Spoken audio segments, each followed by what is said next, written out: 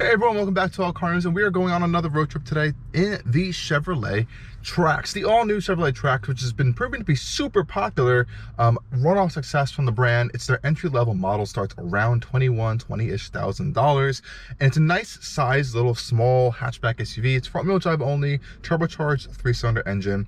Pretty efficient actually on the highway, can get around 40-45 miles to the gallon. And we're gonna take it on a drive this weekend, and I'm gonna take you on a quick tour of this thing outside because it looks pretty cool in this really bright blue color. Check that out. We're in the 2RS trim here. This one's pretty well loaded, almost around $28,000, but it's pretty well equipped, and I think it looks really nice for what it is as a vehicle, and it's really practical, honestly. Again, the good looks for this type of class vehicle aside, it's very large. You have a good amount of wheelbase. You have a nice rear seat area back here. I have a lot of stuff back here on this road trip, but fully flat floor, which is really nice. Nice big rear boot over here. There's a lot of space.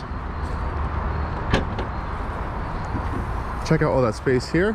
This is pretty nice for this class. Like this is huge. It feels like the size of like a Subaru Crosstrek, or even honestly a little bit bigger. And you know, since it's front wheel drive only, which may be a downside for some people, you have a lot of more room in the back because there's not a lot of drivetrain components, and you have a flat floor. And it's also going to be a little bit more efficient.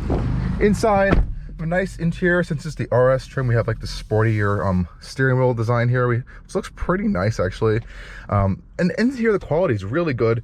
Really solid actually on all the bits. It's really solid center console. The plastics don't creak. It feels nice. There's soft touch material. We have these nice Syntex leather, not real leather seats, but like fake leather seats. RS embossed into the headrest there. Tiny little sunroof. This is a package. We also have a wireless charger over here. And let me turn the vehicle on for you guys and see what it looks like.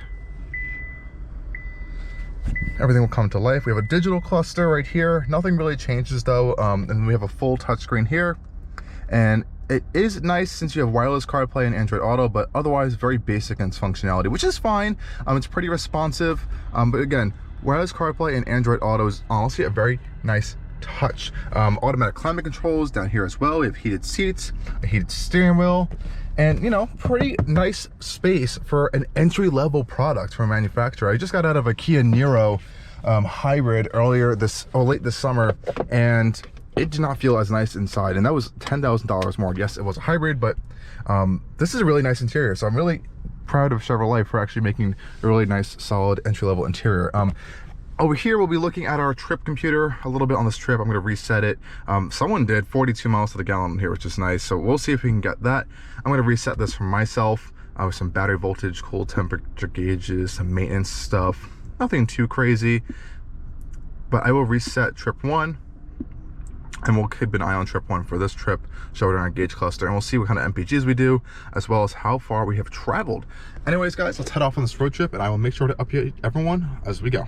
Okay, everyone, you join me on a little bit of an update for this road trip.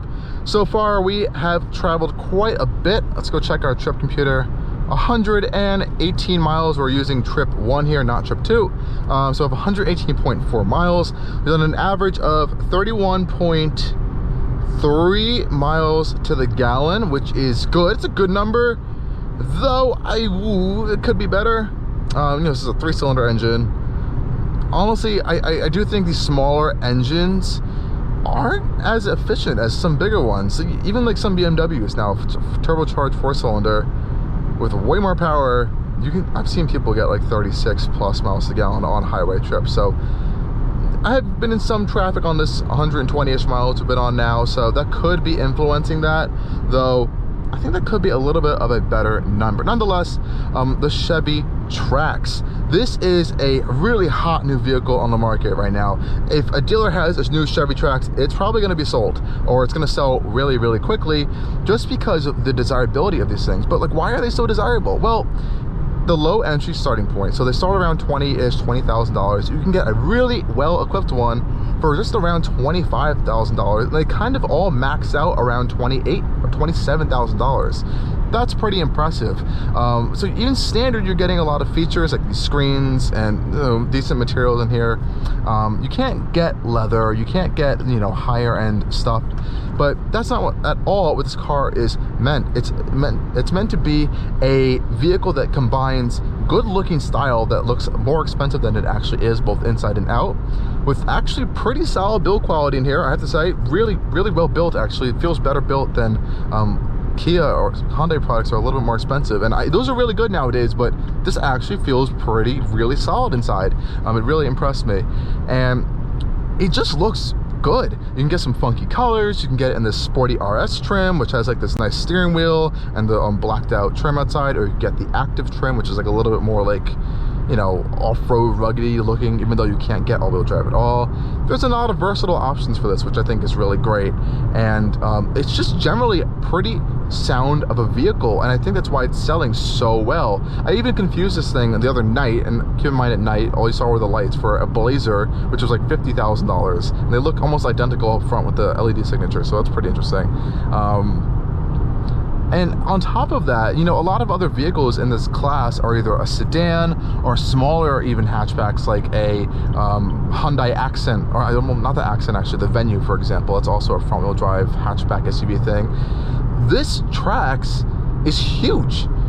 I think it's bigger. It feels bigger inside than even like a Subaru Crosstrek, and the storage space is immense back there too, which is incredible. So they've maximized space in all areas. It's even bigger than the Trailblazer, which is a step above this in Chevy's own lineup. So yeah, it's a good all-around vehicle. And I have to say, in here, a lot of these lower end products tend to be a little bit loud. They let in a lot of road and wind noise. This isn't the case with this thing. It's really quiet in here, which is also impressed me. And what really made me very interested is when I was looking on some of the spec stuff, that it actually has active sound cancellation standard. So I believe it kind of cancels out by like playing some noise through the speakers. That's usually how it ends up working, along with some sound deadening around like the body and throughout the frame and stuff to kind of keep it a little bit quieter. But that's impressive for an entry-level vehicle, and it really, I think, is a good enhancement that make it feel a little bit more premium of a vehicle than it actually is, which is really cool. And like I said, it's not a higher end product in terms of technology and features, even though you do get wireless Apple CarPlay and Android Auto. You get adaptive cruise on this one, which is an option, and heated seat, heated steering wheel, and some nice stuff. You have adaptive headlights, so those will turn on and off auto high beams. No adaptive rain assist, whatever, which is fine. I don't mind that at all. But the design in here even is really nice, and I applaud them for that. The last Trax, and pretty much all of like just the recently previous generation Chevrolet products, were so dull and bland, and before that they were even worse. All of a sudden, I think GM in general has had this awakening in their design department. They're like, hey, we can do affordable, good-looking designs too, and we're seeing that here. Like, these circular air vents feel really nice, and they don't feel cheap either, actually, which is nice. You have the red accents around them. Really cool. There's a red trim across for this RS version. It's a really well-rounded product, and you even have a wireless charging mat down there, which is an option, but you do have it. Not that expensive of an option. I honestly have been liking it pretty well, and it obviously doesn't drive like wow, an incredible vehicle, but it's very competent and fine. It doesn't feel loose or lopsided either. It feels pretty controlled. My only real complaint, I don't know if it's really a complaint or more of something I still need to get used to, is the brake pedal is very touchy sometimes, especially in like lower speed stop and go traffic. It's very like abrupt. I may just really have to be adjusting to that, honestly, versus a complaint. But that's really one of the only main things about the powertrain and kind of experience of that I've seen. Some complaints are a little bit in the comfort area. So the seats have like virtually zero thigh support, like whatsoever. Depending on who you are, that could be a problem or not a problem. It's a little bit of an issue for me. I kind of like to have some thigh support. I feel like my legs are just floating off the seat. I've tried numerous different seating positions as well, but that's just how it keeps ending up, which is okay. You'd have to deal with it. Another complaint, which I think they could have easily addressed, is where you rest your right leg. I'm someone that usually rests my right leg on like the side of the center console. This one is hard plastic on the whole side. You can hear it. hard plastic, so there's no any kind of cushion for your leg or knee there, which could be a little annoying. So I had this issue in a Subaru I just drove recently too, so I wish manufacturers kind of looked at that. Mazda had that issue and they corrected it on some newer products, which is actually really nice. So some brands are learning with that aspect. Otherwise, like I said, no real big complaints here. Surprisingly, the adaptive cruise works well. It's very basic, and as is this screen is very basic, you really can't have any configurability on there like literally at all, so you're always going to see that. But you do see your radar cruise on there, so I can put it into, is it on? It is on already. Just set the speed. You can see cruise braking on, adaptive cruise set to your set speed. You can switch it to a regular cruise by holding down the button, which is kind of cool. You have like a gap adjustment here. There are 3 different settings. That's also for like a, if you're getting too close to a car, it will warn you.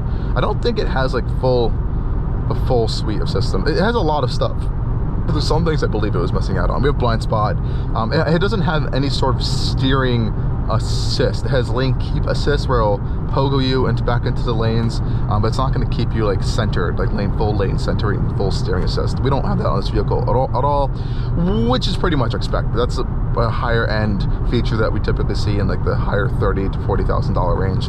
Though to be fair, and I do always make this point, Subaru pretty much has like, you can get that on any vehicle now, so that's one thing to look at if you want to step up in price a little bit more, and you do need all-wheel drive.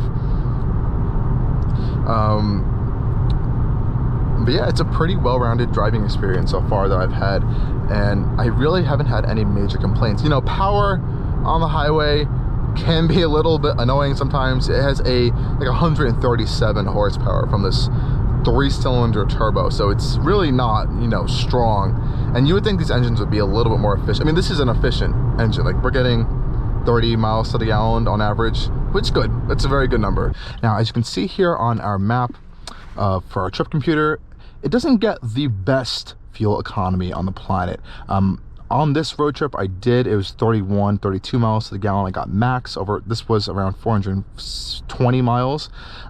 So it's okay. Someone who drove this vehicle got 42 mpg. I'm gonna assume that might be more city driving or lower speed highway driving. Just daily commuting around my town to and from work, it's been 24 mpg. So it's really hit or miss all over the place with the mpg numbers. And I was expecting a little bit more efficiency out of this powertrain. You know, it's a tiny engine. It's not a big vehicle. You have a 6-speed auto, but you know, we're just not getting that here. I wish this could have been like a sort of like a mild hybrid or some kind of hybrid system. I think that would have really been a huge hit. Something similar to like what Ford did with the Maverick hybrid 4-cylinder. That thing gets like over 40 miles to the gallon. But Chevy and GM don't really do hybrids these days. They kind of just stick to pure EVs now and just regular gas powertrains. But of course we have the E-Ray from Corvette, but that's a whole separate area.